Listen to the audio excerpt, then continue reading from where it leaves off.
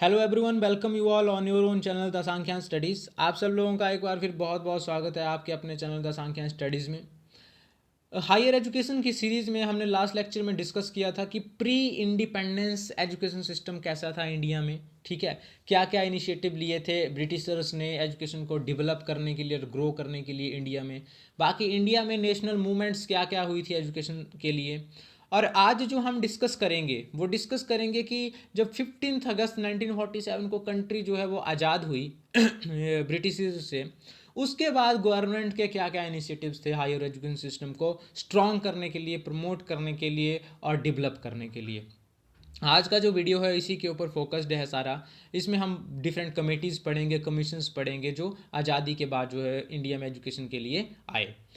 Video start करने से पहले आप लोगों से रिक्वेस्ट रहेगा कि हमारी वीडियो को लाइक करते रहें, कमेंट करते रहें और चैनल को सब्सक्राइब करें और बेल आइकन हिट कर लें ताकि आपको हर आने वाले वीडियो की नोटिफिकेशन इंस्टेंट मिल जाए। और हमारा फेसबुक और इंस्टाग्राम पेज है द सांख्यन स्टडीज़ के नाम से, उसको जो है लाइक करें और फॉलो करें।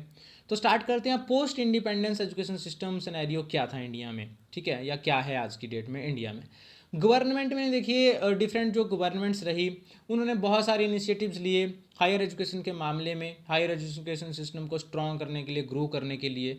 सबसे पहले पोस्ट इंडिपेंडेंस में जो राधा कृष्णन कमीशन 1948-49 में आया, इसको यूनिवर्सिटी एजुकेशन कमीशन भी बोला जाता है। इसने क्या सुजेस्ट किया कि एक यूजीसी बनाया जाए, यूनिवर्सिटी ग्रांट कमीशन, जो क्या करे, सेकेंडरी एजुकेशन और हायर एजुकेशन दोनों को गवर्न करे और हायर एजुकेशन और सेकेंडरी एजुकेशन जो है उनको जो है इंटीग्रेट, इकट्ठा कर दिया जाए। और इसने क्या बोला कि रूरल यूनिवर्सिटीज़ के ऊपर फोकस किया जाए, बहुत ज़्यादा जो है रूरल यूनिवर्सिटीज़, ग्रामीण इलाकों में जो है यूनिवर्सिटीज़ खोली जाए। फिर मुतलियर कमीशन आया 1952-1953 में, इसको सेकेंडरी एजुकेशन कमीशन भी कहा जाता है। ठीक है, इसने क्या रिकमेंड किया कि introducing 3 year secondary and 4 year higher education system. इन्होंने बोला कि 3 ईयर की जो सेकेंडरी एजुकेशन है वो 3 ईयर की रखी जाए और हायर एजुकेशन सिस्टम जो है वो 4 ईयर का किया जाए, मतलब डिग्री कोर्स जो है वो 4 ईयर का होना चाहिए। और इन्होंने और एडवोकेट किया क्या कि setting up of multipurpose schools and vocational training institute. जो पॉलिटेक्निकल्स की बात करते हैं हम, IITIs की बात करते हैं हम, वैसे जो है वो ITIs और पॉलिटेक्निकल वोकेशनल इंस्टीट्यूशन ट्रेनिंग जो है वो ट्रेनिंग इंस्टीट्यूशन जो है वो खोले जाए।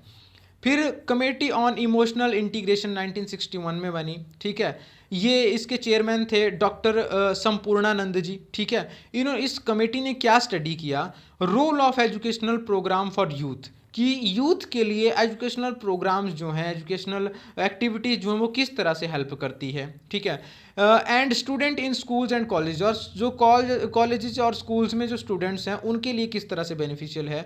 इन particular in order to strengthen the process of emotional integration. ठीक है, और इमोशनल इंटीग्रेशन की जो स्ट्रेंथ्स हैं, ठीक है, उसको किस तरह से अप्लाई किया जा सकता है, उसको किस तरह से समझा जा सकता है। ठीक है, इसके बाद Kothari commission, most important commission है कोठारी कमीशन। ठीक है, और इसको आप ढंग से पढ़ें और याद कर लें।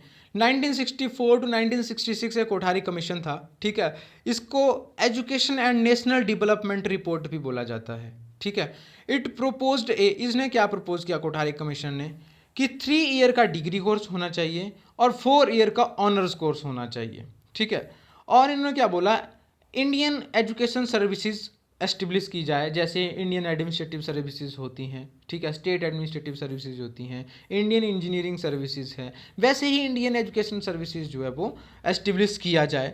ठीक है, टू इम्प्रूव द, किसके लिए, to improve the quality of Indian higher education with emphasis on quality teaching faculties to vocationalise secondary education was recommended. क्या बोला इन्होंने कि ताकि टीचिंग में क्वालिटी हो, वो टीचिंग एक्टिविटीज़ जो टीचर्स हैं वो क्वालिटेटिव हो। ठीक है, और क्वालिटी के ऊपर फोकस किया जाए और इम्प्रूव किया जाए टीचिंग एक्टिविटीज़ को, इसके लिए जो है वो इंडियन एजुकेशन सर्विसेज जो है वो होना चाहिए। और इसने बहुत एक महत्वपूर्ण चीज़ जो है वो रिकमेंड की, बोला कि 6% of national income should be spend on education, कि भारत में जो है जो हमारी नेशनल इनकम है उसका 6% जो है वो एजुकेशन के ऊपर खर्च होना चाहिए। जबकि इंडिया का जो खर्च है वो वर्ल्ड की एवरेज है 4.6%, उससे भी बहुत कम है और ये अभी तक उससे ऊपर कभी गया ही नहीं है। तो आप ये समझ सकते हैं कि कितना अभी भी प्रॉब्लम्स है एजुकेशन के सेक्टर में और कितना सुधार की ज़रूरत है।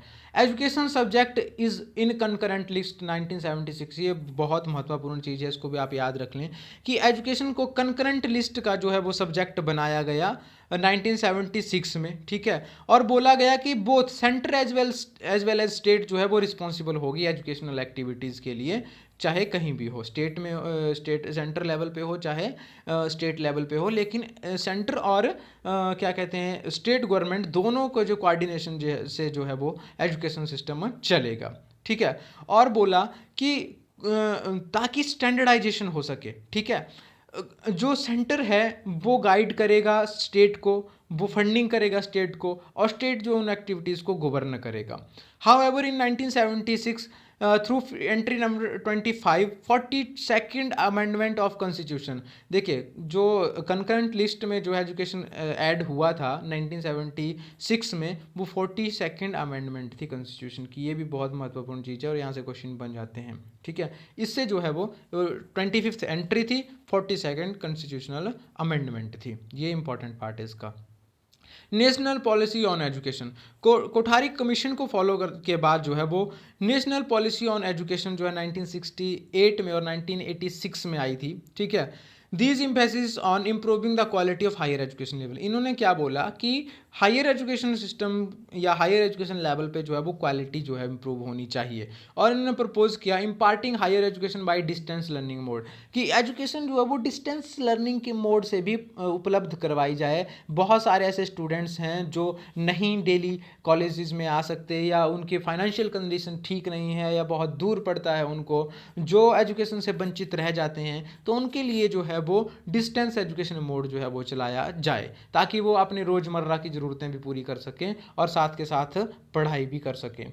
और इन दोनों पॉलिसीज़ जो 1968 और 1986 में आई थी, क्या कहते हैं national policy of on education, इन्होंने बोला कि जैसे कोठारी कमीशन ने बोला था कि 6% जो नेशनल इनकम का स्पेंड होना चाहिए, इन्होंने बोला कि हाँ 6% जो नेशनल इनकम का एजुकेशन पे स्पेंड होना चाहिए।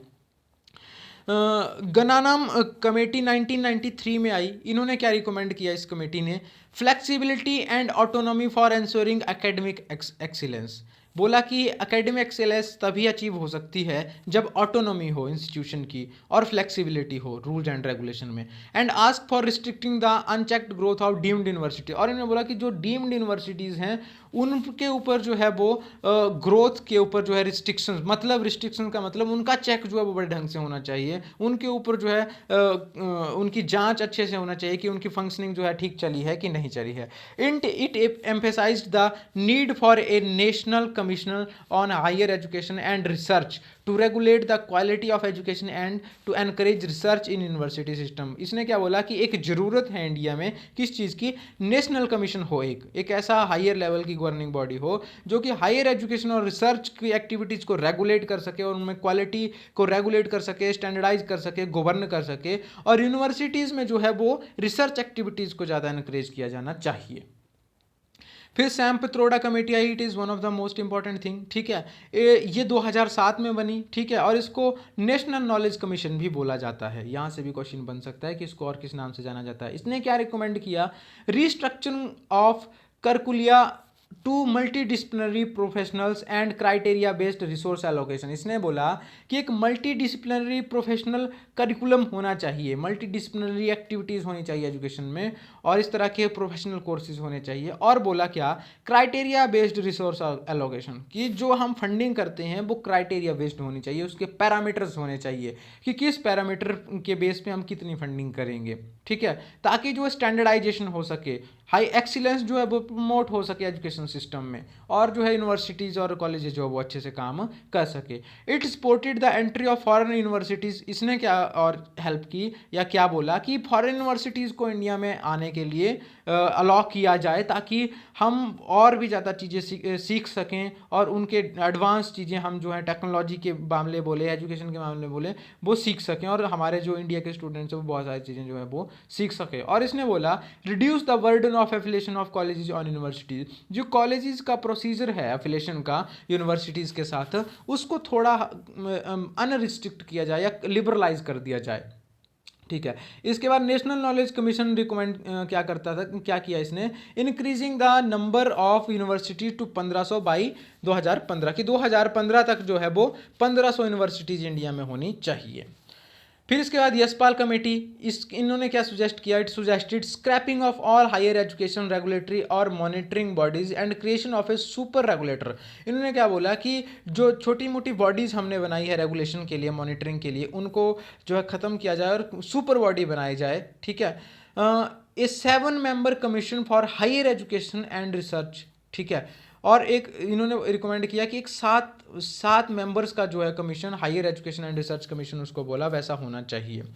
State higher education council would form for second tier of the education, और इसके बाद जो हायर गवर्निंग बॉडी होगी उसके बाद जो है वो दूसरी हायर गवर्निंग बॉडी होगी, वो स्टेट लेवल पे होगी, जिसको स्टेट हायर एजुकेशन काउंसिल इन्होंने बोला। It also recommended that the deemed university status should be abandon and that all deserving deemed universities be either converted into full flashed university और scrap. बोलता है ये तो डीम्ड यूनिवर्सिटी का status है, इसको ख़त्म किया जाए, या तो उनको फुल फ्लैश्ड यूनिवर्सिटी बना दिया जाए, या उनको कॉलेज जो भी बना सकते हैं वो बनाओ और किसी और यूनिवर्सिटी के साथ टाई अप कर दो उनका, लेकिन अपने आप से ये स्टेटस हटा दिया जाए उनका।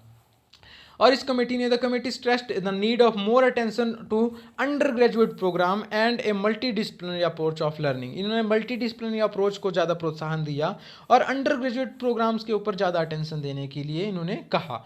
Also recommended reducing the वर्डन of affiliation. इन्होंने भी यही कहा कि जो कॉलेजेस का एफिलेशन का वर्डन है उसको थोड़ा रिड्यूस कर दिया जाए, लिबरलाइज कर दिया जाए। The recommendation of Yashpal Committee and the National Knowledge Commission emanated from the realization that fragmentation of various fields of knowledge in higher education led to the inadequate growth of interdisciplinary learning। इन्होंने क्या बोला कि जो fragmentation होती है knowledge की, ठीक है, वेरियस फील्ड्स ऑफ नॉलेज की, उससे क्या होता है, higher education system led to inadequate growth, उतनी ग्रोथ नहीं हो पाती है जितनी होनी चाहिए। फिर शर्मा कमेटी आई, इसके जो चेयरमैन थे प्रोफेसर MM शर्मा थे। Deliberated upon the development of science and technology, ये इसने ज़्यादा फोकस जो है साइंस एंड टेक्नोलॉजी एजुकेशन के ऊपर किया इंडिया में। ठीक है, और कमेटी ने क्या सुजेस्ट किया कि इंडिया को क्या एक एस्टेब्लिश करना चाहिए, Indian institute of science education and research अलग से एक स्थापित करना चाहिए। ठीक है, it also recommended expansion of technical education. इसने क्या रिकमेंड किया कि टेक्निकल एजुकेशन को ज़्यादा बढ़ावा दिया जाए और assuring quality and providing access and affordability for technical education, और क्वालिटी को अस्योर किया जाए। ठीक है, क्वालिटी होनी चाहिए टेक्निकल एजुकेशन में, और हर एक बच्चे के पास एक्सेस होना चाहिए, इतनी एबिलिटी और इतना उसको मतलब हम करें कि वो हायर एजुकेशन सिस्टम जो हायर एजुकेशन जो है वो अपनी ले सके टेक्नोलॉजी वाली फील्ड में, चाहे BTech है, M.Tech है, एट्सेट्रा में। ठीक है, the committee also recommended that 500 crore we spend on research in basic science every year by UGC, कि UGC जो हायर गवर्निंग बॉडी है उसको क्या करना चाहिए कि 500 करोड़ जो है रिसर्च कामों में, जो साइंस के रिसर्च काम हैं उनमें, रिसर्च एक्टिविटीज़ हैं उनके ऊपर स्पेंड किया जाना चाहिए। डॉक्टर अनिल कोदकर कमेटी, ये it was constituted to recommend strategies to improve technical education in the country. ये कमेटी क्यों बनाई गई थी, ताकि कुछ स्ट्रेटजीज सजेस्ट कर सके जिससे कि टेक्निकल एजुकेशन जो है वो इम्प्रूव हो सके। और इसने क्या रिकमेंड किया, 2% budget in every institution to be earmarked for research. हर एजुकेशनल इंस्टीट्यूशन का जो बजट होता है सालाना, उसका 2% जो है वो रिसर्च पे स्पेंड होना चाहिए। ठीक है, KB पवार कमेटी, ये कमेटी कंस्टिट्यूटेड बाय UGC ने बनाई थी कमेटी। द कमेटी रिकमेंडेड, इसने क्या बोला, 4 model of public private partnership in higher education. 4 तरह के मॉडल इसने बताए हायर एजुकेशन सिस्टम के लिए जो पब्लिक प्राइवेट पार्टनरशिप के ऊपर बेस्ड थे। ये थी जी हमारी डिफरेंट कमेटीज़ और डिफरेंट कमीशंस जो पोस्ट इंडिपेंडेंस आए और इन्होंने अपना अपना कंट्रीब्यूशन दिया हायर एजुकेशन की डेवलपमेंट में, नई नई स्ट्रेटजी सुजेस्ट की। इस वीडियो में फ़िलहाल इतना ही। Thanks for listening, thanks for watching. अगर वीडियो पसंद आया होगा तो लाइक करें, कमेंट करें, सब्सक्राइब करें और शेयर करें हमारे चैनल्स को, द सांख्यान स्टडीज़ को, द सांख्यान स्टूडियो को। अगर आपकी कोई क्वायरी होती है तो मेल करें इसका sankhyan666@gmail.com, कॉल कर सकते हैं, व्हाट्सएप कर सकते हैं 7627096162 पे। Thank you, thanks a lot.